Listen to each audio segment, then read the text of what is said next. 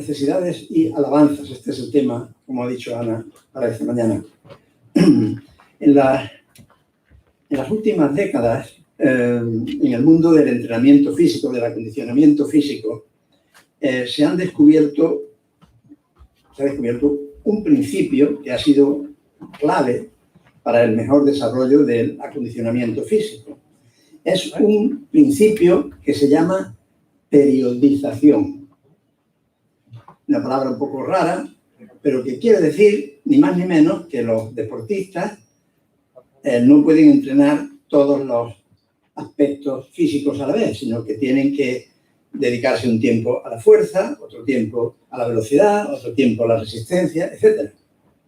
Claro, puede entrenarse todo al mismo tiempo, pero lo que se ha comprobado con este principio es que el desarrollo es mucho mejor cuando se periodiza, se hacen periodos de cada cosa.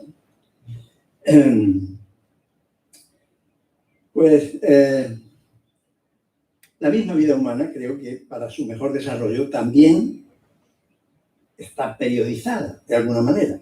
De niños, pues debemos de jugar, de aprender por mimetismo, por ver lo que hacen los demás y por imitarlos, digamos. De jóvenes, pues estudiamos, desarrollamos un pensamiento más o menos crítico, aprendemos cosas, conocimientos. De adultos nos responsabilizamos en una tarea, en una profesión, en una familia, etc. Y según vamos siendo mayores, hay otros periodos que son también muy importantes para la vida humana, para que el desarrollo global de la vida humana sea el mejor posible. Así que la periodización es algo importante en todos los aspectos. Creo que en la misma vida cristiana también debería de hacerse esta misma periodización. El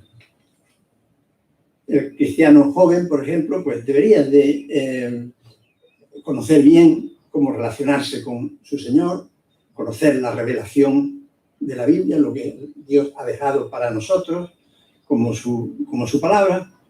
Y es fundamental este conocimiento. Creo que debería de dar unos buenos años, no sé cuántos, 5, 6, 7, 10, no sé, pero fundamentalmente el joven cristiano debería tener un periodo de profunda preparación, de profundo conocimiento en estos sentidos.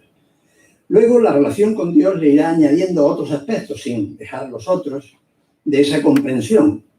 Siempre pongo el ejemplo de un buen pintor. Para ser un buen pintor hace falta empezar a conocer bien los colores y cómo se mezclan unos con otros. Si no conocemos cómo se mezclan los colores, no podemos llegar a ser un buen pintor en ningún caso. Pero no conocer los colores solamente no somos buenos pintores. Hace falta creatividad, reflexión, experiencia, tener algo que plasmar, tener algo que decir. Todo esto es muy necesario si queremos llegar a ser pintores de verdad, ¿no? Pues así es con la vida cristiana y así es con todo. Siempre es necesario esa periodización.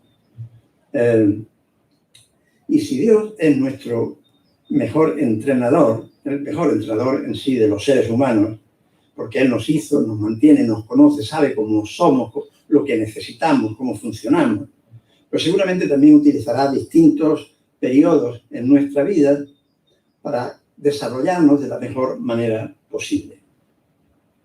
Pues yo veo en las escrituras y en la historia se podrían definir varios periodos, pero quiero centrarme en dos fundamentales. Yo creo que hay periodos o tiempos de necesidad donde hay escasez, donde hay sufrimiento, donde hay dificultades, a veces no solamente físicas, pero también de todo tipo. Y hay otros tiempos de abundancia, donde hay mucho fruto, donde hay alegría, donde hay mucha bendición, donde hay mucho de todo, ¿no? Y estos últimos deberían de dar lugar a una alabanza en nuestros corazones profundos. Humanamente es posible que una de estas fases o periodos nos podrá resultar más agradable y otra menos agradable, ¿no? Seguramente algunos podrán pensar, bueno, la difícil no es nada agradable. También pasa, como digo, en el deporte. Hay deportistas que no les gusta una fase determinada, un periodo determinado de su entrenamiento. Prefieren los otros, que se dan mejor porque no suponen tanto dificultad, etc., ¿no? Pero ambos periodos son necesarios para nuestro mejor desarrollo, para nuestro mejor crecimiento. En Filipenses 4, 11, 13, Pablo explica su propia experiencia en cuanto a esta vivencia, a este aprendizaje suyo de necesidad y de alabanza. Y lo dice así, en estos versículos de, como digo, 4, 11 a 13 de Filipenses. He aprendido a estar satisfecho con lo que tengo. Satisfecho con lo que tengo. Sé vivir con estrechez y sé vivir también con abundancia. Alguno pensará, es más fácil vivir con abundancia que con estrechez. Puede ser tan complicado lo uno como lo otro. Me refiero a vivir bien con lo uno o con lo otro. Pero Pablo dice que sabe vivir con estrechez y sabe vivir con abundancia. Y en todo está satisfecho. En todo y por todo he aprendido el secreto, dice. Y todo lo puedo en el que me fortalece. Lo que Pablo dice aquí de sí mismo es algo que demuestra una madurez y desarrollo espiritual poco corriente. No, yo no podría decir, yo diría estoy aprendiendo, estoy en camino seguramente, pero sé vivir, bueno, algunas cosas uno ha aprendido y puede, pero no creo que lo pudiera decir como lo dice Pablo aquí con esta rotundidad, ¿no? Y queda muy claro que el origen de tal madurez espiritual está basado en el Señor, en su relación con Él. Es el Señor que le fortalece para que su experiencia sea la mencionada.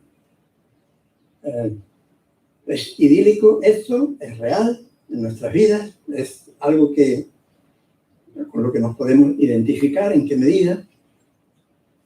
Vamos a ver pues con más detalle estos dos periodos que estamos mencionando de necesidad y de alabanza. Primero, necesidad o necesidades. Alguien ha dicho, a lo mejor me habéis oído decirlo alguna otra vez, que vivimos en la sociedad del curling. ¿Sabéis lo que es el curling? Ese deporte que seguro que todos hemos visto por la televisión en algunos momentos, que se practica en los países del norte, tanto de América como de Europa, los países fríos donde hay mucho hielo, porque es sobre el hielo que se deslizan unas piedras y hasta llegar a una meta, a un sitio donde tienen que centrarse, el que más cerca esté, pues ese es el que gana, ¿no? Vivimos en la sociedad del curling, porque lo característico de eso es que veis a dos compañeros del que tira la piedra que van con una especie de escoba limpiando por delante para que no haya ningún obstáculo, para que no haya ningún problema, ningún tropiezo, todo vaya perfectamente liso, sin ningún problema. Creo que vivimos un poco en esa sociedad, ¿no? Pensamos que conseguir el objetivo es limpiar continuamente para limpiar todos los impedimentos. Y eso hace una sociedad pues como la que tenemos, ¿no? Con mucha incapacidad de enfrentar situaciones de necesidad, con mucha incapacidad de enfrentar otros momentos y otras situaciones que a veces llegan a las sociedades, ¿no? La incapacita. No quiero que se me malentienda. No se trata de que pongamos tropiezo en la vida de la gente, no tenemos que poner tropiezo.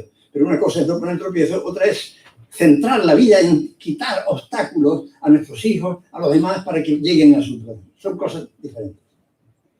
Y la sociedad del curling es una sociedad que está centrada en este asunto, especialmente con los niños, con los pequeños.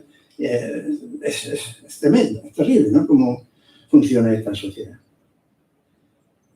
Como digo, crea una sociedad sin recursos para enfrentar situaciones difíciles y de necesidades de cualquier tipo. En vez de hacer este curling, quizás deberíamos de deberíamos de tratar de descubrir los recursos para afrontar bien las dificultades. Tener la intención de descubrir los recursos que tenemos a nuestra disposición para afrontar las dificultades. Tal vez eso debería de ser el enfoque en lugar del curling, ¿no? Creo que así podríamos decir más fácilmente lo que Pablo dice: sé vivir así en estrechez y sé vivir en abundancia. Si vamos descubriendo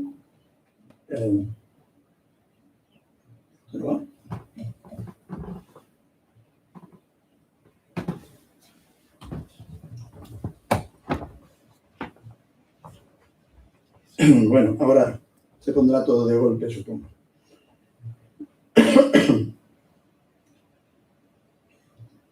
Las personas en las que Dios ha hecho algunas cosas han pasado por periodos de una gran conciencia de necesidad.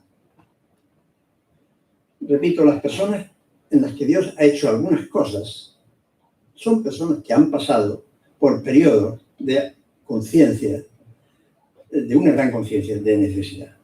No me refiero a un sentido de necesidad puntual de una cosa, ¿no? Sigue sin ir. Ahora. No, necesidades puntuales tendremos siempre, ¿no? Pero me estoy refiriendo a necesidades cruciales en la vida, las que de verdad nos pesan, las que suponen los anhelos profundos de nuestro corazón. Estas son necesidades que suelen ser sostenidas y mantenidas en el tiempo, no pasan de un momento a otro. A estas necesidades me refiero. Todas ellas son profundos deseos de encontrar de alguna manera lo que se perdió en el Edén, ¿no? Y en cada persona se pueden mostrar esta necesidad de una manera, este anhelo, este deseo profundo, de una manera diferente y concreta. Abraham salió de su tierra en busca de una ciudad que tiene fundamento y deseó tener un hijo que continuara en esa búsqueda de esa ciudad con fundamento. Jacob deseaba la bendición de Dios por encima de todo en la vida. Desde que nació ya trataba de coger el pie, como sabéis, cogía el pie de su hermano para tratar de salir primero, porque eso suponía recibir la bendición, ser el primogénito, recibir la bendición. Y después, a lo largo de su vida, hizo lo indecible, en muchas ocasiones, algo que desde luego no es recomendable, porque engañó a hermano, a padre, a todo el que se ponía por delante para conseguir esa bendición. Esto no es para imitar, pero el profundo deseo de la bendición de Dios sobre Jacob es una constante en su vida, desde que nace hasta que la encuentra en Peniel, hasta que recibe esa profunda bendición de Dios en Peniel, se transforma en Israel. El pueblo de Egipto, agobiado por la opresión, clama y gime, deseando la libertad. Es un peso sentido en los años. Es una necesidad profunda que no son pequeños detalles de esa necesidad, son una necesidad consistente en la vida profunda que le lleva a clamar y a pedir por esa libertad. Y Dios le manda a Moisés para hacerlo. Ana, de la que nos ha hablado, que nos ha leído el pasaje anteriormente, y que ahora veremos con un poco más de detalle, desea con insistencia ese hijo que podría ser alguien en Israel y que podría quitar su sentido, su incapacidad para ser una persona como Dios la había hecho, como Dios quería que fuese en el principio. Cuando ves la Biblia y has vivido una buena parte de la vida, te das cuenta de que los seres humanos tenemos una o a lo sumo dos de estas necesidades profundas durante la vida, no más, pero son cruciales. En cada uno se puede mostrar, como digo, de una manera diferente, pero siempre son expresiones de un anhelo profundo, de alguna forma de perfección que se ha perdido, de alguna faceta de la perfección del Edén perdida. Siempre son eso. Eso significa que son expresiones en el fondo de nuestro propio pecado. Pecado no entendido como un acto concreto malo, sino como esa incapacidad de dar en el blanco, porque se ha perdido con la caída. Pecado en el sentido... Esto no va. Pecado en el sentido de nuestra insolvencia para tener la plenitud que deberíamos tener. La insolvencia para tener la plenitud que deberíamos tener. En ese sentido es que Dios muestra estos anhelos profundos en nosotros, ¿no? La historia de Ana nos ilustra muy bien esa necesidad profunda. Ana no es una pobrecita, tiene muchas cosas, tiene bienes materiales, tiene el cariño preferido de su marido, pero año tras año sigue con esa profunda necesidad. Le falta tener un hijo para saberse una mujer más completa. Y su necesidad es muy fuerte. Y un día ya no puede parar más y llega y dice que con amargura de alma suplica y llora efusivamente ante el Señor. Sentir esa necesidad así no es agradable. Amargura de alma no es una cosa agradable.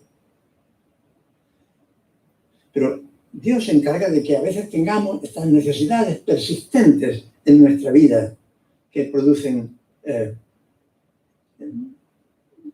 que Dios quiere satisfacer plenamente, ¿no? Que Dios quiere cumplir en nuestra vida y satisfacer. No es agradable sentir una necesidad así, por eso a veces quizás nos gusta entretenernos en otras cosas, porque no es agradable sentir una necesidad así, no es agradable tener amargura de alma y volcarnos en el Señor con llanto y con súplica. Y como dice en el versículo 15, es un derramar su alma ante el Señor. Y la palabra derramar es muy gráfica, porque expresa desbordamiento de uno mismo ante el Señor. Derramar su alma ante el Señor. Es una oración a solas con Dios, desde luego no en ningún discurso ni nada parecido, es una oración profunda por una necesidad insistente en la vida. Este tipo de necesidades profundas generalmente tarda en ser cumplidas. Digo generalmente porque con Dios no se puede dogmatizar, francamente. Pero este tipo de necesidades profundas generalmente tardan en ser cumplidas. Y eso hace que la necesidad se vaya consolidando de alguna manera en nosotros también. Se vaya asentando y profundizando en nosotros. Pero creo que generalmente, y otra vez utilizo aquí el término generalmente, como he dicho antes, generalmente estas necesidades son satisfechas por el Señor aquí, en este mundo.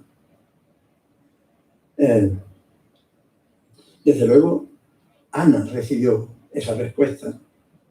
Desde luego, Abraham recibió la suya. Desde luego, Jacob en Peniel también la recibió. Y la experiencia de muchos cristianos es así, entre los cuales yo también me cuento. Es una realidad.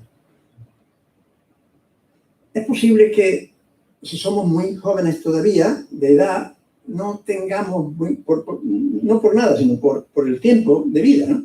No tengamos bien definidas estas necesidades profundas de nuestra vida.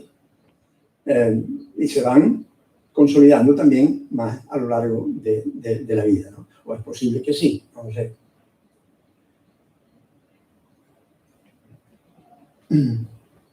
Entonces empieza un periodo nuevo, ¿no? Entonces llegamos al entrenamiento de nuestro sabio entrenador con un nuevo periodo que es el de alabanza o alabanzas. Las alabanzas son la respuesta, el fruto de contemplar los favores del Señor que nos dan gozo y alegría. Eso revierte en alabanzas a Dios. Ana tuvo una gran necesidad, como hemos dicho, pero estuvo alabando a Dios posiblemente el resto de su vida por aquella respuesta.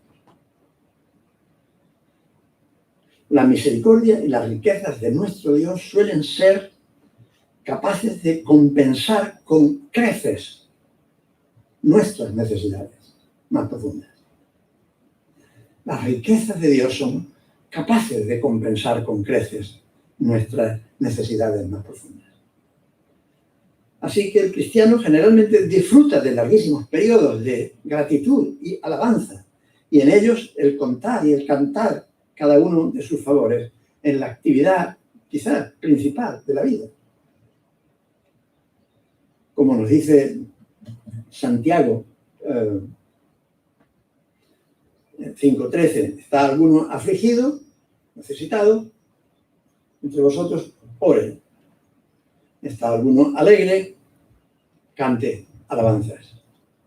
Son, como digo, dos tiempos, dos periodos en este plan de periodización que Dios, como el mejor entrenador de la vida, tiene para cada uno de nosotros. Haber sido satisfecha nuestra necesidad más profunda será el principal elemento de alabanza a lo largo de nuestra vida. Contemplar los cánticos de alabanza del pueblo de Israel que recuerda la salida victoriosa de Egipto, con todos los detalles de la liberación del caballo, el jinete que se hundía. Hay tantas expresiones, tantos cánticos, ¿verdad?, en la Biblia sobre esto. Porque era una necesidad profunda que Dios contestó profundamente también. Y la alabanza se desbordó entonces. Igual que se derramó su alma, se desbordó la alabanza. El rey David canta en los salmos alabanzas al Señor por las acciones de Dios con él y con el pueblo que guiaba. Desde luego tenemos el peligro de olvidarnos de las acciones de Dios a nuestro favor y empezar a creer que se deben de alguna manera a nuestras habilidades o a nuestras virtudes. Y entonces lo que ocurre es que el orgullo sustituye a la alabanza. Y esto es un peligro que siempre estará ahí, se ve en el pueblo de Dios y se puede producir en cualquiera de nosotros también. Hay muchos salmos que fueron escritos para ayudarnos frente a este peligro. Están ahí para que reconozcamos y recordemos cada uno de los beneficios y favores que el Señor nos da y quiere darnos. Voy a citar dos salmos, el 20 y el 103, algunos versículos solamente, y con esto vamos a finalizar. En el 20, esta parte seguramente parte de una bendición sacerdotal, o por lo menos el deseo de bien de los demás. Qué maravilla tener este deseo que muestra aquí de bien hacia los demás. Yahvé te responda en el día de la adversidad. El nombre del Dios de Jacob te defienda. Te envíe ayuda desde su santuario. Nosotros sabemos cuál es nuestro santuario, donde el Señor resucitado está a la diestra de Dios en lugar de todo poder, en lugar de toda autoridad, para enviar ayuda desde el santuario. Te dé conforme al deseo de tu corazón y cumpla todos tus propósitos. Qué belleza. ¿Cómo expresa el corazón de esta bendición hacia los demás? El corazón de las personas que hacen esta bendición hacia los demás. El deseo. Dios te responda en el día de la adversidad. el nombre de Dios de Jacob te defienda, te envíe ayuda desde su santuario, te dé conforme al deseo de tu corazón, a esas necesidades profundas, sostenidas en el tiempo, por eso que hemos perdido en el Edén y que ansiamos recobrarlo de alguna manera, y cumpla todos tus propósitos. Y el Salmo 103, que nos ayuda a recordar todos sus favores. Bendice, alma mía, a Yahvé, y no olvides ninguno de sus beneficios. No olvides ninguno de sus beneficios. Él es quien perdona todas tus iniquidades y el que sana todas tus dolencias. Ahí vemos un Dios de lo espiritual, un Dios de lo físico también. Él es quien rescata del hoyo tu vida, está detrás de todo. Él es quien te corona de favores y misericordias. Te pone favores y misericordias como una corona en la cabeza, ¿no? Él es quien sacia con bien tus anhelos para que te rejuvenezcas como el águila. El que sacia con bien tus anhelos.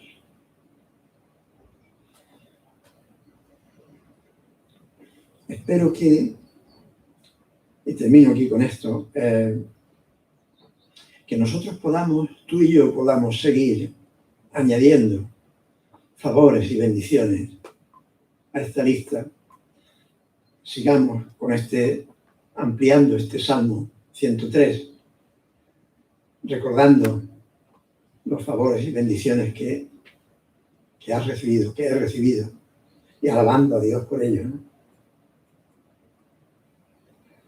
¿Has identificado ya, tú y yo hemos identificado nuestros anhelos profundos? Vuelvo a decir, no nuestras necesidades del momento concreto, que suelen ser pasajeras, más o menos, nuestros anhelos profundos de la vida. ¿Has identificado? ¿Los has identificado?